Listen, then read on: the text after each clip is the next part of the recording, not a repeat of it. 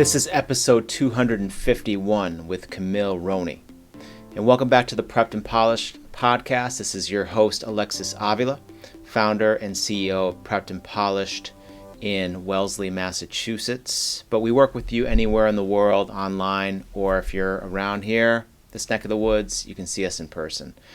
Let's talk about today's guest. Camille Roney is the founder of thelearningmom.net, a website that empowers women to start loving their lives purposefully and connect with their children and cherish their pursuit of education. Now, for another related episode, make sure to go back to 192, which was my conversation with Gina Beagle, and we talked about helping teens reduce stress. You're going to get a lot out of today's episode with Camille. Camille's very wise. She gets right to the point on what students need to excel in the classroom, but in life. And she says it in a very, very succinct way that really impressed me. I think you're going to enjoy this conversation. So tune in. It's episode 251. Camille, thanks for coming on the Prepped and Polished podcast. How are you doing today? I am doing so well, Alexis. Thank you so much for having me today. Great. So can you tell our audience a little bit about your background and how you became an academic life coach and started the Learning Mom website? Absolutely. I returned back to school as a non-traditional student. I left a successful career to pursue academia. And in doing so, I fell absolutely flat on my face. I was overstudying and I had very little to show for it. I was rocking a 2.3 GPA. And it wasn't until my second year that I knew that something significant had to change. And I became obsessed with learning how to learn. And in doing so, I gained not only all these study strategies, but also really changed how I was handling stress, how I was approaching my studies, how I was showing up as a student and as a person. In doing so, I was able to raise my GPA up to what is now a 4.1. And I coach other students how to do the same. Not just, it goes beyond tutoring, because I can give anyone all the skills, everything in the toolbox. But if you don't know how to use them, or you're stressed out about everything else that's going on in your life, or you're juggling all these responsibilities and volunteer hours and trying to do all the things, that's going to be reflected in your grades. I don't care if you're in high school or university or you're a resident medical student, it all plays in together. So that's how I help high school, university students absolutely kill it, both inside and outside the classroom. That's incredible. And I'm sure we're going to talk more about that, but tell me a little bit about, so you left a career and then are you studying to be a doctor? I am, yes. Okay. Got it. And how's that going for you? So at the present time, I've taken a year off. Okay. I'm enjoying, I've got a son. I had him, he was actually probably the biggest change for me. In my second year, I had him. And wow. So we're taking, so that's the other thing. I've been able to do all this with a baby on my hips. The Learning Mom website, hence. I felt drawn to share my experience because I felt like I was doing everything the hard way. And I had learned all these incredible lessons. And now I get to share all those tools, all those resources with other students, not just parents who are also in school, but any student, because sometimes there's so many of us who either don't have the support that we deserve, or we've got incredible support around us, but it's like we're a black hole of compliments where someone can tell us, oh, you're so smart, or you're so great, I love you, you're amazing, but it's not really sinking in. And when you sit down to take a test, you don't have that confidence in yourself. You're relying strictly on external validation. That's something I see a lot, especially with students who are transitioning out of high school and into university. They've relied so heavily on external validation for their self-confidence, that when obstacles or setbacks come up later on in university, it brings up all this other stuff beyond just the grades. Yeah, definitely. And have you found that the community, like have you found that people are in need of speaking about these issues and juggling, both working and studying and struggling with external versus internal motivation? Are you finding a community out there? Absolutely. Absolutely. And Nice. it's everywhere. You realize once you start the conversation, student athletes are struggling with this, students who are working through school, students who are trying to be the president of all these clubs. It Wow. really takes a lot of self-awareness, a lot of mindfulness to really notice, oh, how am I doing right now? And it's not to say that there's anything going wrong.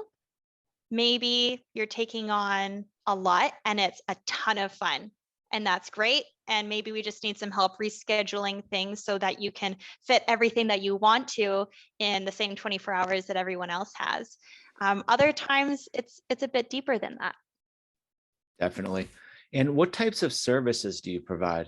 Or is it free? Is it free pay? Like, do we pay for your services free? Yeah, I provide one-on-one coaching, Okay. as well as group coaching. I've got a ton of do-it-yourself trainings for those who are interested out there. Everything from how to speed read to how to pay for your education without paying out of pocket. That's a very popular one. I have a ton of free resources, Oh, wow. downloadable planners, some financing spreadsheets, essentially everything you could possibly need to succeed in school, aside from me holding your hand and writing the answers down on a test for you. I'm there to support you. Yeah, we're not into that. No. So, all right. So most of our audience listening to you today are students. So how can students show their best selves inside and out of the classroom? So what does showing your best self inside of the classroom look like? Start with that. Very good question.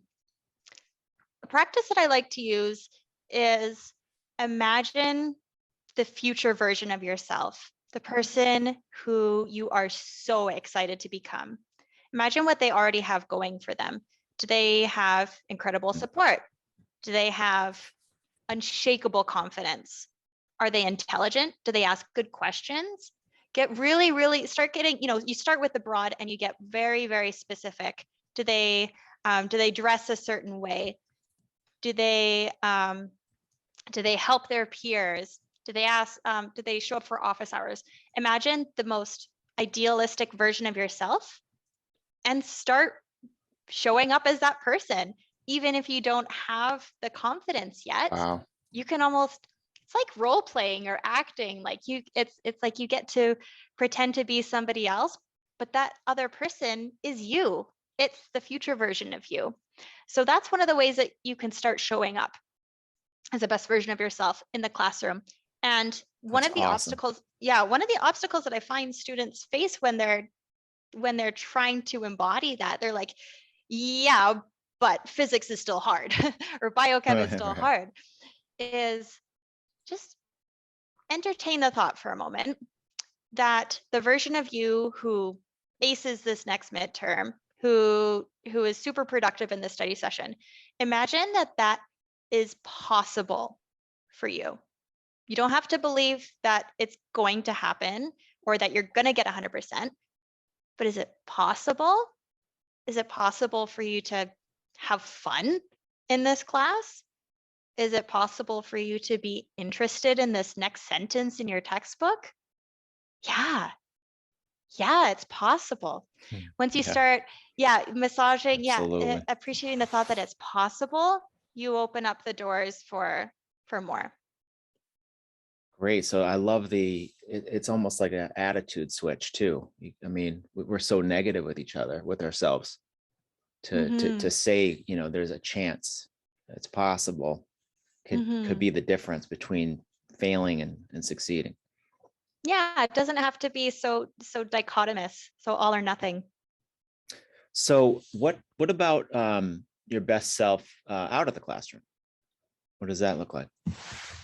Very, very similar, but I Okay. like to use an additional practice with this. I would challenge your audience to consider their core values, non-negotiables for them. Things for you, it may be health and wellness. My mental health is non-negotiable. Um, Spending time with my loved ones, non-negotiable. Mm. Volunteering is nice to have, but lower on the list. You can kind of Hmm. start to create a hierarchy. Then once you've had, a rough draft, let's say, of your core values, compare that with your schedule, a Oh, typical wow. week, typical month. And it's not to say that you need to be doing all of these things every single day, but consider, does this really reflect who I want to be? The schedule? Sometimes yes, sometimes no. And a lot of the times, I find students, especially those who are trying to be the president of all these clubs or volunteering like crazy, that's beautiful. That's awesome. You could volunteer, but I want them to know you could be um, the secretary on one club and still make Mm. a difference. You could volunteer for 1 hour once a month and still make a difference. You still qualify Absolutely. as a volunteer. You don't have to be doing all the things all the time. If you want to, cool.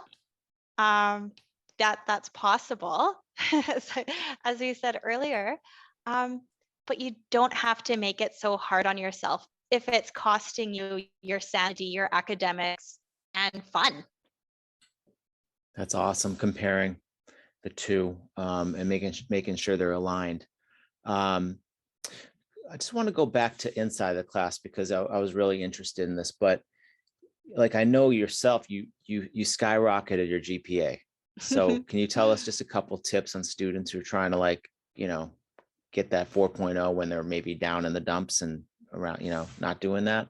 Yeah, absolutely. It comes, I think the biggest change maker for myself, at least, Yeah. was that possibility mindset. This is Okay. possible for me. The biggest takeaway that I can give your students, I'll give you two. Okay. One is whenever you're, say, reading a textbook or lecture slides, don't go beyond a paragraph without asking yourself the question, how would I make this testable? If I were the professor, how would I frame this content as a question on a test? So for example, maybe this idea, oh, this would make for a really good multiple choice question. I wonder what types of other options they would list. Or maybe this makes for a really good definition or fill in the blank type question. Or maybe they would want me to compare and contrast this concept with something that we learned earlier. You may think that it does take a little bit more time as you're reading to go through things, but because you've now analyzed the content so intensely and in your own mind, you've got to be a little bit creative with it. You now know this stuff by the end of reading it, a chapter for the first time, because you've really taken your time to absorb the content. You now know that stuff forwards, leftwards, back, right, center, right? So there's less need for cramming because you did it well the first time. You understood the content the first time. My next recommendation is, regardless of whatever method you use for taking notes, I coach my clients to review their notes daily. Before you guys have a mini heart attack, when I say reviewing daily, I want you to be taking notes in a way that makes sense for you. It's in your own language, using your own terms, but it doesn't have to be lengthy. If you can study maybe 5 minutes a day per course, per content, whatever, that reduces the need for any cramming the night before. That can be reviewing your flashcards for 30 seconds while you're waiting for the microwave to finish. That can be while you're standing in line at Starbucks. You can use your flashcard app or pull out your notebook. It doesn't have to be intense. Is that the secret you used to go to a 4.1 yourself? I definitely implemented those. There was a lot more I learned, and I coach students things like everything from speed reading, which is it's helpful, a helpful technique. It cut down a lot of my study time, prioritizing my studies, but also learning how to take a multiple choice test, how to determine the difference between a healthy potential answer or unhealthy answers, even if you don't know the answer, even if you don't know the content well enough, or what professors are looking for in different essay type questions, being able to identify, oh, this is this type of question, they're looking for these types of answers. There's a lot more involved. Oh, and memorizing. I needed to increase my memorization skills, and I always told myself I had an awful memory, and that just wasn't true. It's like a muscle or any other skill. I just wasn't using it. I couldn't even. I mean, I memorized my. I think I only had the one phone number memorized at the time, and that was my childhood phone number. But you can start increasing your memory span. By using it, believe it or not. Yeah, so there was a lot of tools involved in getting there, and that's what I coach my students on. Those are amazing tips, and my guess is you'll probably be able to finish medical school in 2 years with the tips. My toddler has other plans. Okay, might But take a yeah, little that longer. that would be fun.